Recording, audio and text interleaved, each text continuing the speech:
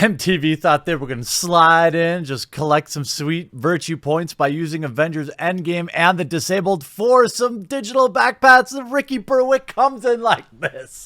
Excuse me. Excuse me. I see the Avengers Endgame 2 times. 2. Mother. Don't speak for us. Don't speak for the disabled community. If you're not disabled, you know what, MTV? Go play some music. That's what you were good at. Don't come after us. Don't speak for us. Now, to be fair, the author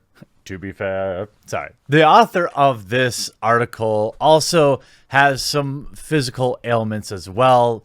And it just goes to show, though, that social justice can infect anybody. And the author of this article even went on to block Ricky after that. That's not very inclusive, I don't think. I mean, that's not what I would call inclusive, but Ricky is a guy that, by the way, you should follow on Twitter at Ricky Berwick. He is just a funny man who doesn't obviously let life get him down, doesn't let his entire life be, his physical condition hold him back. And I don't want to speak for Ricky here, but I think I can understand where he's coming from. And, just to show that, I mean, I think I'm an equal opportunity roaster here. We've got in the bio, disability to white. Creator of Ramp Your Voice, good. Seems like to raise awareness for disability rights. That's cool. But this is a concern. This is a red flag to me. But that's neither here nor there. Now let's actually look at the piece itself because, look, I get it. I think ultimately the problem is brands using disabled folks, just like they did for Sekiro, to gain virtue, garner virtue. I think we all know that MTV doesn't really care about this stuff.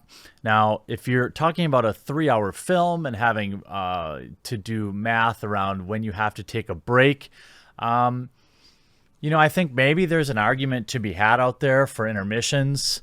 I probably had to step out twice during the movie due to a large icy.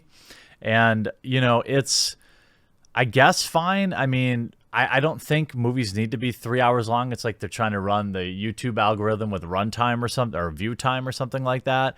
But I think everyone is pretty much affected by that. But anyway, let's look at Velissa's article. The hype for Avengers Endgame has been felt deeply within a fandom on social media for months. The massive record-breaking opening weekend box office hauls was a sheer indicator of the excitement for the film. For many, this movie represents a closing to a chapter, but there is an unspoken stumbling block that may prevent fans from participating in the cultural phenomenon in theaters, the runtime of the film, which clocks in at 3 hours and 2 minutes. Now, okay, so the whole complaint here is that you can't see it in the movie theater. I don't know. In most, my movie theater has an entire row separated for folks who need special chairs or whatever the case may be. The bathroom break issue, the interesting thing about this is it's not an issue. If you have an issue going 3 hours without, having to take a bathroom break, that's a problem that exists in your life always.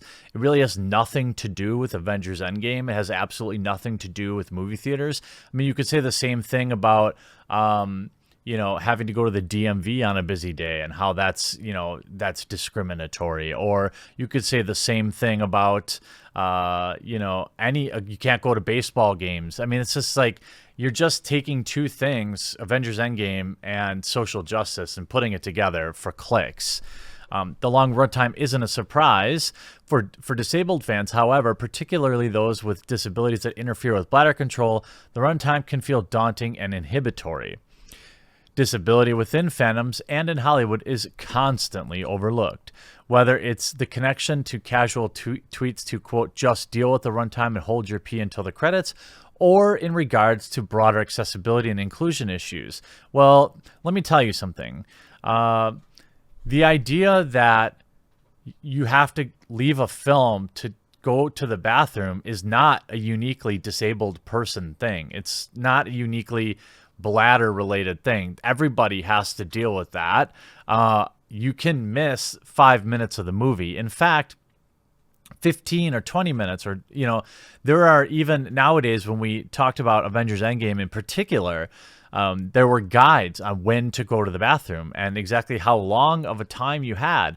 When Hulk's eating lunch, that's a 10, 15-minute span you can skip. When they're in New York and they're kind of rehashing stuff, that's a 10, 15-minute span you can skip. And you know what?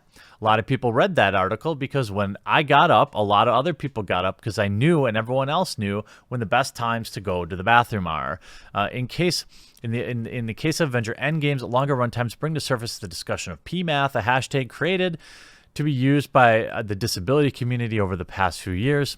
And I don't want to appear insensitive, but my problem is simply that it isn't Avengers Endgame's fault that the movie's long. A long wait and having bladder control problems. You could say the same thing about the elderly. Avengers Endgame isn't inclusive to the elderly because the movie's too long, or small children because they can't hold it that long. Missing a few minutes of the movie is not really a big deal. Everyone does it. This is something that I think, again, affects everyone about the same. Being vulnerable to kidney infections, I drink a lot of water, roughly 10 glasses a day. In addition, I have high blood pressure and I take a diuretic among other medications. I have no time to log events such as concerts, plays, movies, just right so I'm not uncomfortable. That sucks. I'm not making jokes. That is unfortunate. But again, it is not the fault of the concert or the moviegoer or the sporting event goer. I sympathize with you, but if the ask is to what? Is to shame the runtime of movies? Expecting disabled people or anyone for that matter to hold their pee for 3 hours is exclusionary. No, it isn't. The idea that you can't miss just a few minutes of the movie is absurd. Of course you can. The very fact that it is 3 hours long tells you that there's a lot of fluff in that film.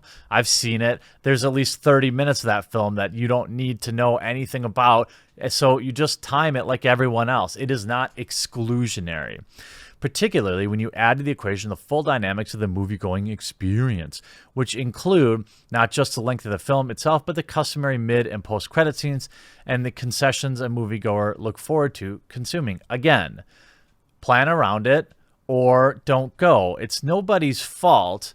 Again, I'm trying to be careful because I think it sucks. You got a raw deal. I'm not unsympathetic to that. But what I am unsympathetic to is shaming a movie or saying it's exclusionary because it's long. That is the assumption that you can't take a few minutes to go to the bathroom. And some of these other quotes here, someone with restrooms that are deemed are just for their installed grab bars, but moviegoers who use mobility aids encounter problems as soon as they leave the stall, where they come upon sinks with handles and soap dispensers that are out of reach. More often than not, I've encountered able-bodied people using these stalls, which make me wait longer. Drew, and adding the use of that accessible stalls has become so commonplace that most people don't even recognize the holdup they're causing. Out of most of the times I've gone to the movie theaters in my teens and my early 20s, I've only ever had one able-bodied person come out of the stall and look at me directly and apologize for using the accessibility stall. Look, here's how the world works. If there is no open stalls and you've got to poop, you're going in that stall. Sorry. That's the reality of it. I don't know about how long women take, but if you're in the movie theater, you're in and out. You're not in there reading the newspaper, all right? If you're in there reading the newspaper, you're a jerk. Or if you're using it while other stalls are available, you're also a jerk. But I would think it's totally reasonable to expect someone that's got to go to use it if the other stalls are full. That's ridiculous. You know, it's the same when like my fellow Tesla owners get mad that people park in Tesla spots because you know, there's no other parking available and they can't use the charger. Well, it's not really the same thing, but you know, it's just arguing with the reality of you know, poop math. There is no one solution. Everyone's needs are diverse. This is particularly so with the disabled community. What works for one person may not work for others. Okay, reasonable. The disabled community has raised its concerns with the intention to be heard, and will this be the time that the world's largest minority group is taken seriously, or will we be dismissed by the industry once again? So you write this entire article. All right, this is the biggest problem with this article. It offers no reasonable solutions. It's just a complaint. Isn't that interesting? At no point do you even, unless I missed it, did you even mention an intermission? Okay, here we go. Some that have suggested that adding intermission to longer movies like Endgame could be the solution. And that might be one piece of the puzzle, but members of the community concerned, if it's a film is over 3 hours and includes intermission, I bet you anything the lines for the bathroom will be long, and wheelchair users like myself will have to wait longer since we have fewer choices of accessibility stalls. Okay, fine. I get it. So what is your solution? So you've offered nothing but options and then saying why they don't work. You have many solutions. Well, how about one? How about one? And, you know, again, my problem is not with this author in particular, who does appear social justice minded. That apparently is her niche. The problem is, of course, MTV standing on the disabled community for their clicks and their virtue signaling and all that stuff. Because, look, I think the reality of it is, and coming from somebody like Real Young Crip or something like that, it will hold more weight. But people like Ricky and Young Crip and most people who have physical disabilities by the time they're older understand that they got a raw deal, but the world is not going to cater to everything. Sometimes things suck, and that does suck. You know, I'm too tall to ride a lot of roller coasters at Great America. This is a fact. Because of the way my body is, because my legs are so long and my torso is so long, I'm like the wrong combination. A short, fat guy could very easily ride every coaster there, but after my growth spurt, I had like 2 growth spurts. My second growth spurt, my body is just not the right type to fit in those tight roller coaster. And I used to be a season pass holder at Great America. Great America is my wife's favorite place to go, but I can only fit on half of the coasters there.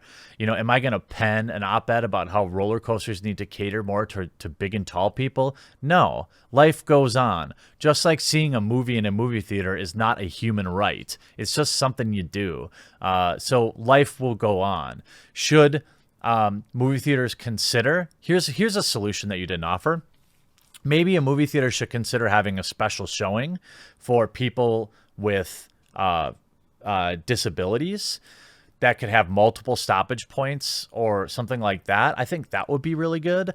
And it would obviously be really good PR. You know, if Marcus Cinema or whoever your local cinema place is like, hey, look, we've got a special showing, you know, 3 days a week with multiple intermissions if you're somebody that needs many bathroom breaks or something, or you have to have a handicap placard to buy ticket or something like that. I mean, I would 100% support that. Why not, right? That would be a reasonable solution maybe. But this article doesn't really offer any solutions. It's just complaints. Thanks, Ricky, for being awesome, and I hope you enjoyed this video. We'll talk to you again real soon.